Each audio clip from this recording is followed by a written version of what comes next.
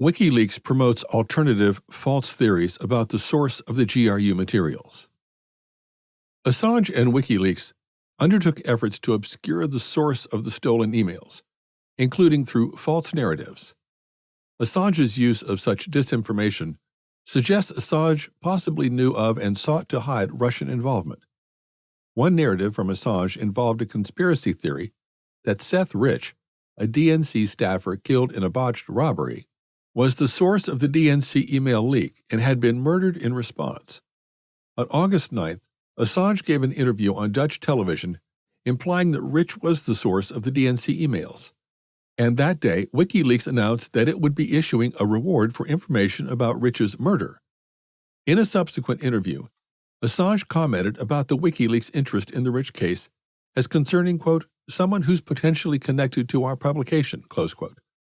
The committee found that no credible evidence supports this narrative. Assange also attempted to rebut criticism that WikiLeaks does not release documents critical of or damaging to Russia.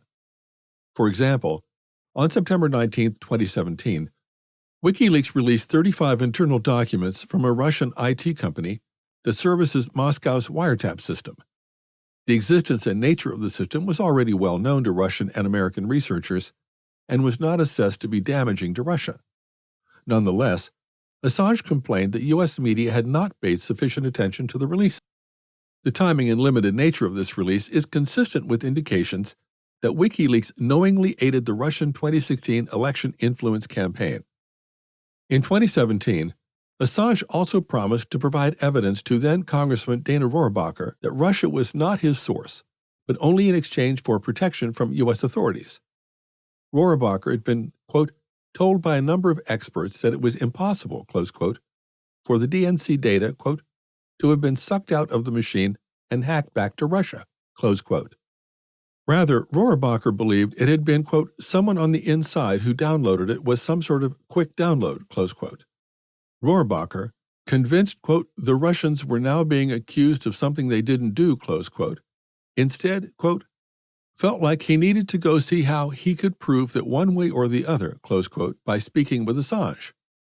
The meeting took place in the Ecuador embassy on August 16, 2017, and was also attended by Charles Johnson, a conservative political activist who helped Rohrabacher set up the meeting, and Assange's lawyer. According to Rohrabacher, Assange, quote, made it very clear to me that he was saying that the Russians did not do it, close quote, and, quote, he had proof, close quote, of who was responsible. In exchange, Assange wanted, quote, assurance, close quote, whether in the form of a pardon or otherwise, that he would not be taken into custody when he left the Ecuador embassy. Rohrabacher promised to, quote, go back to the White House and see if we can arrange something where you won't be arrested, close quote. He then attempted but was, quote, not permitted, close quote, to speak to Trump on the subject, and told the committee that he did not communicate again with Assange about the potential deal. The committee found no evidence to support Rohrabacher's theories or Assange's claims.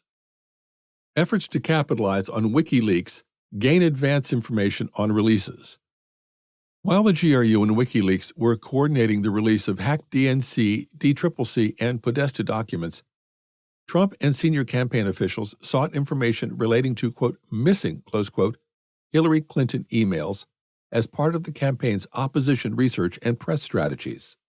Beginning in April or May 2016, Roger Stone repeatedly conveyed to Trump and senior campaign staff that WikiLeaks would be releasing information damaging to Clinton. After the July 22 WikiLeaks release, Trump and senior campaign officials believed Stone had access to non-public information about WikiLeaks' ability and intent to release emails harmful to Clinton.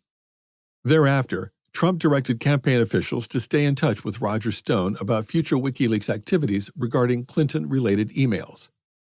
Manafort, in turn, tasked Stone to contact Julian Assange, and Stone endeavored to reach Assange through several intermediaries. Stone reported back to senior campaign officials and associates, and to Trump directly, and provided advance information about another expected release relating to John Podesta, which he said would be damaging to Clinton. After WikiLeaks published the Podesta emails on October 7th, Trump and the campaign believed Stone had again acquired accurate non-public information. The committee could not reliably trace the provision of non-public information from WikiLeaks to Stone, and as a result, could not evaluate the full scope of Stone's non-public knowledge of WikiLeaks activities.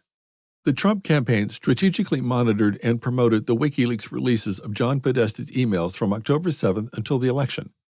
The campaign tried to cast doubt on the October 7th joint DHS-ODNT assessment, formally attributing the activity to Russia, and was indifferent to the significance of acquiring, promoting, or disseminating materials from a Russian intelligence service's hack and leak campaign.